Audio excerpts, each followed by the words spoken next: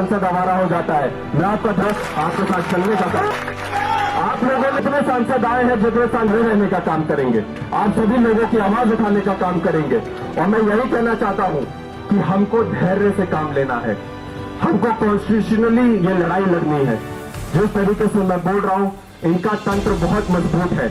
आप बस जिगर में जान और हाथ में संविधान लेकर चल देंगे तो इनका हमारा कोई सवाल बाका नहीं कर पाएगा साथियों। एक इस्तीफे के पीछे मत पड़ो, एक इस्तीफे के पीछे मत पड़ो, सिस्टम के पीछे पड़ो।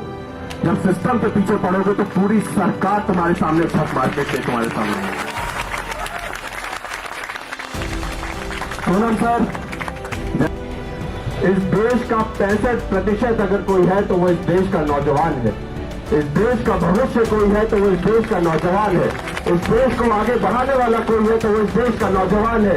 इस देश को शाखाओं के ऊपर ले जाने वाला कोई है तो इस देश का नौजवान है।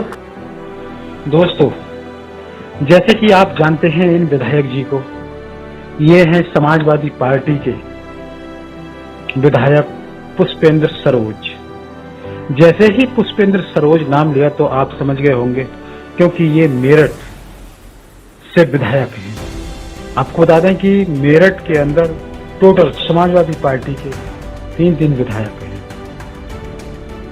तो वहीं ये कह रहे हैं, संसद जाने की बात कर रहे हैं, संसद तक की बात कर रहे हैं या कॉकरोच जनता पार्टी के मंच पर।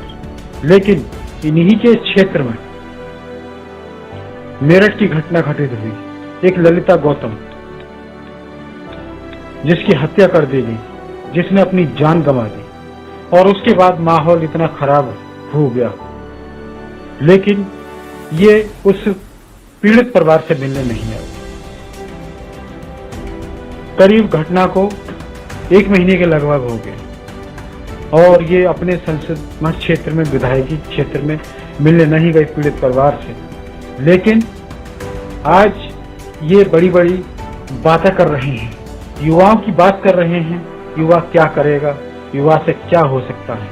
लेकिन क्या जो एक दलित लड़की थी उसने अपनी जान गंवा दी, उस मामले में उनसे मिलने गए थे। लेकिन दोस्तों, मिलने गए थे, जी हाँ, हम कह रहे हैं कि ये मिलने गए थे, लेकिन तब गए थे जब माहौल बिगड़ गया, जब एक दलित युवा नेता जेल चला गया। जैसे ही दलित युवा नेता जेल चला गया, वैसे ही अखिलेश यादव और ये सपा सांसद पुष्पेंद्र सरोज तुरंत मेरठ में उस पीड़ित परिवार के पास मिलने चले जाते हैं, जिन्हें बहन जी ने कहा था कि मगरमच्छ के आंसू बहाते हैं जाकर। लेकिन आज ये मंच से बड़ी बड़ी बातें कर रही है। आखिर जनता क्यों विश्वास करेगी?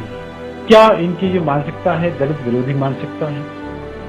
क्या इनकी साजिश है कि ये जो दलित समाज होता है, बहुजन समाज होता है, उसके युवाओं को जेल भिजवाने की साजिश करते हैं इस तरह के लोग?